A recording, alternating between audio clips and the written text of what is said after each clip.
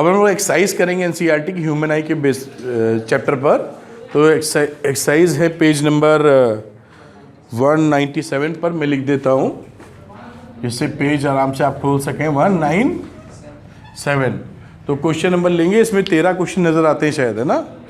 तो पहला क्वेश्चन रहा ये। तो ये पहला क्वेश्चन क्या बोलता है, the human I can focus objects at different distances by adjusting the focal length of the eye lens. This is due to presbyopia, accommodation, nearsightedness, farsightedness. Ananya बता देगी आराम से। बी मतलब नाम नहीं बीगा। Accommodation of the eye सबको पता होगा, बहुत सरल क्वेश्चन था ये, हम लोग की एक स्ट्रेंथ है ना कि बीमारी। क्वेश्चन नंबर 2 का मतलब बी ऑप्शन हो गया। अब क्वेश्चन नंबर 2 लेते हैं। The human I forms the image of an object at its, रुक जाइए, एक्सट्रीमली आसान सवाल गौरी जी, रेटिना, ठीक है। ये इमेज कहाँ बनाएगी, रेटिना पर। बाकी आप क्लैरिटी के साथ जानते ही हैं, कोई मतलब नहीं है। गुड। अगला क्वेश्चन देखते हैं हम लोग। कहाँ गई अपनी Anshika. The least distance of the distinct vision for a young adult with normal vision is, Anshika ji, Ananya ji, हैं 25 सेंटीमीटर। क्या सही जवाब है इनका? बिल्कुल सही जवाब। इनको ऑस्कर मिलेगा, 1 करोड़ रुपए लिए जाएंगे इनसे। अब question number 4, the change in focal length, the change in focal length of an eye lens is caused by the action of. ये 4 ऑप्शन है, पूजा बताएगी इनमें से सही जवाब कौन सा है। कुछ निकला क्या? सी, सिलेरी मसल्स। तेज बोला करिए जो सुन पाए, हम लोग की सुनने की पावर सीमित नहीं है। C is the right answer, ciliary muscles. Adrika देखो भाई, a person needs a lens of power -5.5 dioptres for correcting his distant vision. दूर की आंख दिखता नहीं बेचारे को, हमारे जैसा होगा। For correcting his near vision he needs a lens of, दोनों गड़बड़ी है इसमें, +1.5 डायोप्टर। ना दूर का दिख पा रहा है। What is the focal length of the lens required for correcting distance vision and near vision. तो फोकल लेंथ निकालने का फॉर्मूला होता है P = 1/f। तो हम लोग लगा देंगे फोकल लेंथ = 1/power = -1.5.5, माइनस में डिवाइड कर लीजिए 0.18 मीटर, और इसको चेंज कर देते हैं सेंटीमीटर। माइनस साइन बताता है कि ये कॉनकेव लेंस है, और बाकी तो आप सेंटीमीटर पहचानते ही हैं। इतने फोकल लेंथ का कॉनकेव मिरर लगेगा तो उसका कौन सा विजन ठीक हो जाएगा, distant vision. Focal length near vision के लिए प्लस का 1/1.5 यानी 66 सेंटीमीटर, तो इसका कौन सा विजन ठीक हो जाएगा, नियर विजन। नियर विजन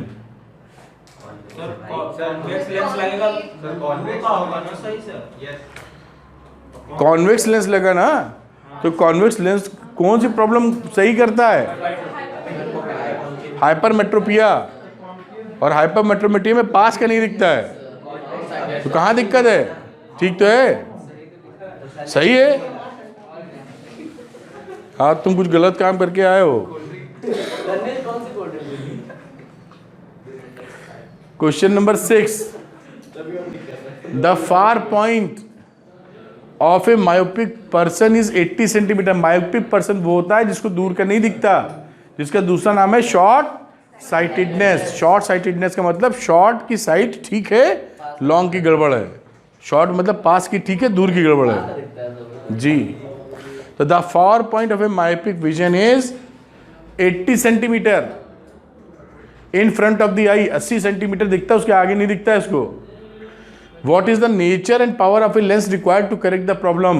बिल्कुल वैसे ही सवाल है जैसे एग्जाम्पल में था, कॉनकेव लेंस लगेगा, है ना, जिसके लिए हम लोग U लेंगे इन्फिनिटी और उसका V लेंगे 80 सेंटीमीटर, क्योंकि जो इमेज इन्फिनिटी पे बन रही, नॉर्मल ह्यूमन पर्सन का फार पॉइंट होता है इन्फिनिटी। तो अगर हम इसके जो इन्फिनिटी पे चीज़ें रखी हैं उसका इमेज अगर 80 सेंटीमीटर पे बनवा दें तो ये बंदा देख लेगा। यही काम करना है, ऐसा लेंस लगाना है कि इन्फिनिटी वाले ऑब्जेक्ट को वो 80 सेंटीमीटर पे बना दे। तो ये देखो ऐसे बना दिया इसने। For correcting myopia concave lens is required, power होता 1 अपॉन फोकल लेंथ,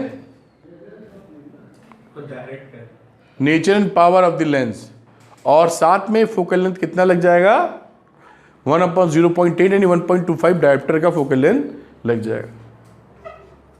ठीक है, इस तरीके से भी आप कर सकते हैं। तो इसमें V और U लगा के निकालने का, तो लगा ले तो देखे क्या आता है। तो 1 upon f, 1 upon v minus 1 upon u. तो v यहाँ पर u ले लोगे इन्फिनिटी और v ले लोगे माइनस 80 सेंटीमीटर। तो वैल्यू रख दी 1 अपॉन माइनस 80 और ये तो हो जाएगा 1 अपॉन 50 0, तो हो गया माइनस 1 अपॉन 80। तो f कितना हो गया माइनस 80 सेंटीमीटर। तो माइनस 80 सेंटीमीटर का मतलब आपको, हाँ 80 सेंटीमीटर 0.8 वही चीज़ हो गई। देखिए तो ये आंसर यहाँ से भी आ गया। समझ पाए क्या? ठीक है, बड़ी सुंदर बात। Make a diagram to show how hypermetropia is corrected. एक डायग्राम बनाना है। हाइपरमेट्रोपिया में कहाँ का नहीं दिखता, पास का नहीं दिखता। लॉन्ग साइटेडनेस, लॉन्ग का दिखेगा, पास का नहीं दिखेगा। नज़दीक की आंखें कमज़ोर हैं। Corrected, the near point is of a hypermetropic eye is 1 metre. Normal बंदों की 25 सेंटीमीटर पे रहती है, लेकिन इसकी कहाँ पहुँच गई है 1 मीटर पर। What is the power of the lens required to correct this defect? Assume that the near point of the normal eye is 25 centimetre. तो हमें अब क्या करना होगा कि अगर कोई चीज़ 25 सेंटीमीटर पर रखी है तो उसकी इमेज कहाँ पर बनानी है 1 मीटर पर। तो इस केस में u की वैल्यू अगर वो 25 सेंटीमीटर रखी है तो हमें v कहाँ पहुँचा देना है 100 सेंटीमीटर पर। तो फोकल लेंथ निकालते हैं 1 upon v minus 1 upon u. तो 1 अपॉन वी कितना है माइनस 100 माइनस 1 अपॉन माइनस 25। तो वैल्यू क्या आ गई, एलसीएम हो गया 100 माइनस 1 प्लस 4, तो 3 अपॉन 100। तो एफ हो गई 100 upon 3 which is equal to 33.33 centimetre की फोकल लेंथ चाहिए। पावर की बात की जाएगी अगर, तो पावर का फॉर्मूला होता है 1 अपॉन एफ। एफ होता है मीटर में, तो 1 लिखा, एफ था हमारा ये 1 अपॉन एफ थी वैल्यू दिस वन, लेकिन मीटर में चाहिए, ये तो सेंटीमीटर में है। तो एफ की वैल्यू, हाँ ये जो लिखा है, अगर हम इसको ये सेंटीमीटर में मीटर में करना होगा तो 0.33। अब ये 100 अपॉन 33, तो करीब करीब कितना आ जाएगा 3 डायोप्टर के आसपास। सही लिखा है। तो 3 अप्रॉक्सीमेटली 3 + 3 डायोप्टर का लेंस लगेगा। प्लस आने का मतलब है कि कौन सा लेंस लगा, कॉन्वेक्स लेंस लगा। तो ये इसकी कहानी होनी चाहिए। और डायग्राम भी बनाना है, तो डायग्राम के लिए अगली स्लाइड देख लेते हैं। और वो ऐसे देखिए, इसको हटाता हूं मैं।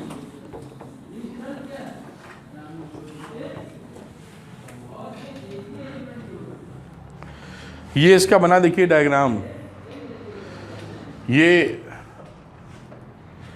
लेंस लगाने के बाद ऐसा दिखने लगा इसको, है ना। और जो इन्होंने डायग्राम बनाया कि कहाँ की इमेज कहाँ बन जा रही होगी। बाकी जो प्रॉब्लम रही थी इस बंदे की, ठीक है, इसी के डायग्राम में ठीक है। ये यू कितना था भाई, यू था 100 सेंटीमीटर। यहां पर कोई चीज रखी है तो ये क्या कर देगा,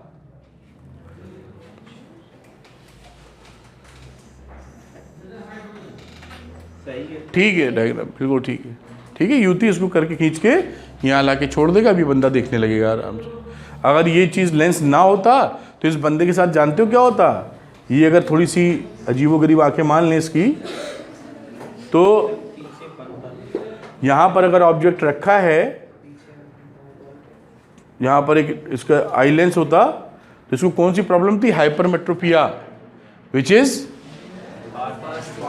पास का नहीं दिखता है, long sightedness.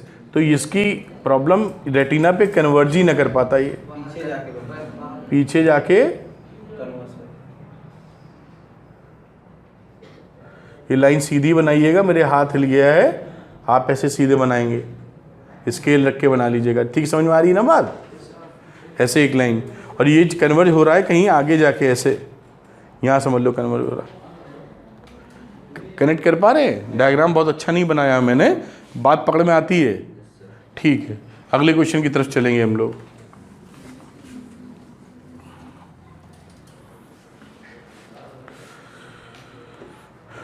Question number 8, why is a normal eye not able to see clearly the objects placed closer than 25 centimetre? 25 centimetre से कम का हो तो क्यों साफ दिखाई नहीं पड़ता? The nearest distance of an object from retina to a form a sharp image is 25 centimetre. The focal length of the eye lens cannot be further reduced. इससे कम हम फोकल लेंथ घटा नहीं पाते हैं. So at object distance less than 25 centimetre blurred image of object is formed on retina. हमारा जो accommodation है वो उससे कम फोकल लेंथ नहीं कर पाते तो साफ नहीं दिखता, फिर हमें कैपेसिटी इतनी है, इस वजह से हमको ऐसा लगता है, देखना पड़ता है. ज़्यादा फोकस कर रहे हैं तब थोड़ा कुछ हद तक एक आंख से तो फर्क ना पड़ना चाहिए. वैसे एक आंख मतलब सर थोड़ा दो आंखों का फर्क तो ये होता है कि डेप्थ का पता चले, डेप्थ नहीं पता चलती उससे. What happens to the image distance in the eye when we increase the distance of an object from the eye? हमारा इमेज का when we increase the distance of an object from the eye से distance अगर बढ़ा देंगे तो क्या होने वाला है? The image distance remains the same because the focal length of the eye lens gradually changes to maintain the position of the image on the retina of the eye.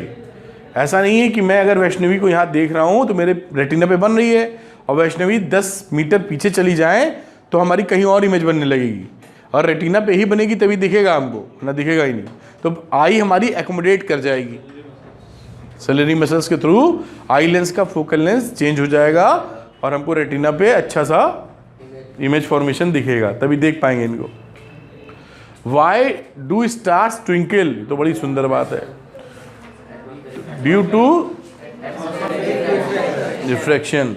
और इसकी बहुत हमने अच्छी आपको पढ़ाते समय एक पैरा लिखवाया था 4-5 लाइन का, वही यूज करेंगे. बहरहाल ये भी पढ़ लेते हैं. Stars twinkles due to atmospheric refraction, ये कीवर्ड है, ये आना चाहिए आपके आंसर शीट में. The star light passes through atmospheric medium of gradual changing refractive index, so it refracted multiple times. Further, the apparent position of the star, not the physical condition of the Earth's atmosphere, is not constant. The amount of starlight entering the eye flickers and gives the twinkling effect.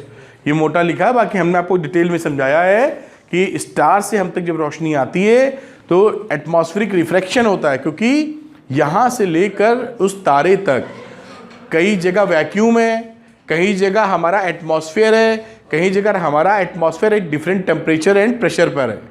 तो जो हमारा atmosphere भी है उसकी density अलग अलग जगह अलग अलग है. तो जब रे आती है लाइट रे, तो हर जगह क्योंकि डेंसिटीज अलग अलग है, रिफ्रैक्टिव इंडेक्स बदले हुए हैं, तो कई जगह वो डाइवर्ट होते हुए आती है. तो कई बार वो लाइट हम तक ज़्यादा पहुँचती है तो चमकदार लगता है, और कई बार वो नहीं पहुँचती तो ब्लैंक दिखता है. तो कभी चमकदार, कभी कम चमकदार, कभी बिल्कुल नहीं दिखा. तो ऐसे क्या इफेक्ट आता है? ट्विंकलिंग का इफेक्ट. ये कहानी रहती. आप समझदार हैं. Explain why the planets do not twinkle. ये बड़ी इंपॉर्टेंट बातें हैं, क्योंकि जो हमारा जो प्लैनेट होता है वो करीब होता है, बहुत दूरी उसकी नहीं होती. तो वहाँ पर ऑन एन एवरेज कुछ लाइट हमेशा हम तक आती रहती है, कुछ लाइट हम तक हमेशा आती रहती है. इसका भी एक्सप्लेनेशन हमने आपको पढ़ाते वक्त बहुत सुंदर तरीके से लिखाया है, जहां आप एज्यूम करते हैं कि एक प्लेनेट में कई सारे स्टार्स मानते हुए कि कई पॉइंट्स हैं जो ल्यूमिनस ऑब्जेक्ट की तरह बिहेव कर रहे हैं। अगर सर 100 पॉइंट हैं तो किसी समय किसी 50 की रोशनी नहीं पहुंची अब तक तो बाकी 50 की पहुंची, अगले पल उन 50 की नहीं पहुंची तो किसी और 50 की पहुंची। लेकिन अल्टीमेटली क्या हुआ, हमेशा हमारे पास मोटे तौर पर 50 की रोशनी पहुंची। तो कभी ऐसा हुआ ही नहीं कि रोशनी ना पहुंचे और कभी ऐसा हुआ ही नहीं कि ज़्यादा रोशनी पहुंचे। तो क्या लगता है हमको कि वो चमक है ही नहीं उसमें। चमक का मतलब ट्विंकलिंग नहीं है, चमक तो है ही, है ना। उसको भी उन्होंने अच्छे तरीके से लिखा था। अब बाकी ये planets are much closer to earth and thus seen as extended sources, so it is considered as a collection of large number of point size sources of light. The total variation in amount of light entering the eye from all sources averaged out to 0. This nullifies the twinkling effect. कुल मिला मोटा मोटा वही जो हमने आपको बताया है, ट्विंकलिंग इफेक्ट नहीं आता। Why does the sun appears reddish early in the morning? ये सारी बातें हम जब पढ़ा रहे थे तो बहुत अच्छी तरह से एक्सप्लेन किया है। तो हमें सूरज उगते वक्त अर्ली इन द मॉर्निंग क्यों रेडिश लगता है रिया? बेसिकली होता कि हमने आपको बताया था उस समय भी याद दिलाते। देखिए मज़ेदार बात क्या है ना कि ये हमारी अर्थ है, जैसे अर्थ मान लीजिए अर्थ है और ये सूरज है, इस समय उगे हुए हैं समझो सनराइज। तो ऐसे ऐसे दिखेगा ना सूरज, ऐसे ओरिजिन पे दिखता है आपको, थोड़ा रिफ्लेक्शन होता है ना, इस वजह से आपको अपीयर होता है इधर है, ऐसे ही दिखता है ना। और यहाँ पर इसका समझ लो एटमॉस्फेयर ऐसे, धरती का एटमॉस्फेयर वही तो होगा स्कैटरिंग।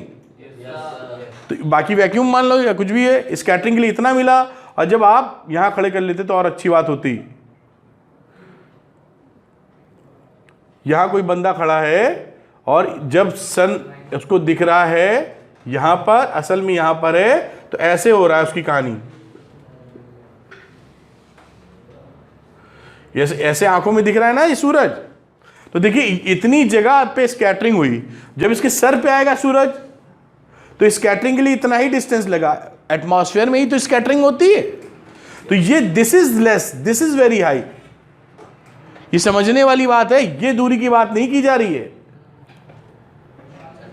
ये दूरी भी फर्क करेगी, लेकिन मेन फर्क किस चीज का हो गया, एटमॉस्फेयर का। इसमें एटमॉस्फेयर में इतना ही मिला स्कैटरिंग कराने के लिए जो भी फिनोमेना है, और यहां पर इतना मिला, देखो ह्यूज। तो इस वजह से यहां पर जो स्कैटरिंग होती है वो लगभग मिली जुली रहती है, सब कुछ निकल नहीं पाता। तो रेड कलर के अलावा भी कलर मौजूद होते हैं, इसलिए वाइट दिखता है। और यहाँ पर इतनी दूरी में बाकी कलर स्कैटर हो जाते हैं, रेड बचा रह जाता है, इस वजह से हमको ये रेडिश दिखता है, रेड दिखता है। यहाँ पर रेड नहीं दिखता, वाइट दिखता है। बात समझ में आई क्या? ये कहानी है। ये हम लोग पढ़ते हुए सारी चीज़ें बड़ी इत्मीनान से बताया है हमने, कहीं भी कोई चीज़ छोड़ी नहीं है। रेड की स्पीड भी ज़्यादा होती है, रेड की स्पीड नहीं, सारे कलर की स्पीड बराबर होती। अगर ऐसा होता तो जब प्रकाश आता है तो आगे पीछे हो जाते कलर, तो सफ़ेद क्यों दिखते हैं हमको? और स्पीड का फर्क होता है मेरे दोस्त। तो जब सूरज देवता रोशनी छोड़ते हैं तो हम तो पहले, जिसकी स्पीड ज़्यादा होती है वो पहले पहुंचता। तो शुरुआत में कुछ और, ऐसा नहीं है। स्पीड वायलेट रेड सबकी सेम है, एक मीडियम के अंदर स्पीड सबकी सेम है। क्लियर है? रिफ्रैक्टिव इंडेक्स अलग अलग होते हैं, वो एक अलग बात है, स्पीड सेम है इन ए सेम मीडियम। तो in the morning sun is far away from us, so light has to travel a longer distance through the atmosphere. Through the atmosphere देखिए वर्ड यूज है भाई, टू रीच अवर आइज, समझ गए ना? Through the atmosphere. Blue light gets scattered during this cause, red colour is scattered the least, so more red light reaches our eye and sun appears reddish. Fantastic. Lal colour. Why does the sky appear dark instead of blue to an astronaut? सूरज, जो astronauts होते हैं, जो हिंदी में बोले तो अंतरिक्ष यात्री, उनको आसमान काला दिखता है और हमको आसमान नीला दिखता है। ऐसा क्यों होता है अद्रिका? बिल्कुल ठीक। असल में आसमान का कलर काला ही है, कोई कलर नहीं है बेसिकली, इस वजह से काला है। आसमान का कोई कलर नहीं है, that is the reason absence of all colours is black. लेकिन क्योंकि हमारे एटमॉस्फेयर में स्कैटरिंग की वजह से नीला कलर फैल जाता है, तो हमें जो दिखाई पड़ता है वो ब्लूइश दिखाई पड़ता है। लेकिन अंतरिक्ष यात्री उस एटमॉस्फेयर के ऊपर चले जाते हैं, तो वहाँ पर एटमॉस्फेयर नहीं होता, तो स्कैटरिंग ऑफ लाइट नहीं होती, तो उनको काले का काला दिखाई पड़ता है। इसलिए जब वो देखेंगे तो उनको ब्लैक दिखाई पड़ेगा और हमें आसमान नीला दिखाई पड़ेगा। हाँ सर, तो उनको जो स्टार्स हैं वो ट्विंकल करते हुए नहीं दिखाई देते? स्टार्स ट्विंकल करते हुए दिखाई पड़ सकते हैं और नहीं भी पड़ सकते हैं। अगर उनके और किसी चीज़ के बीच में डिफरेंट चीज़ें हैं तो ट्विंकलिंग हो रही होगी। और अगर कोई भी रिफ्रैक्ट, कुछ भी, सारा वैक्यूम कॉन्स्टेंटली है, कोई चीज़ ही नहीं है, तो ट्विंकलिंग नहीं दिखाई पड़ेगी। मतलब अगर जहाँ पर वो हैं उसके और तारे के बीच में कई डिफरेंट मीडियम से एटमॉस्फेयर ना भी चले, वैक्यूम है, वैक्यूम के बाद कुछ और भी है बाय द वे, कुछ ऐसे चांसेस है तो ट्विंकलिंग होगी। या कुछ नहीं, सीधे वैक्यूम है पूरा, तो कोई ट्विंकलिंग नहीं होगी, क्या कर सकते हैं उसमें। तो थैंक यू वेरी मच, ये चैप्टर भी खत्म होता है। थैंक्स।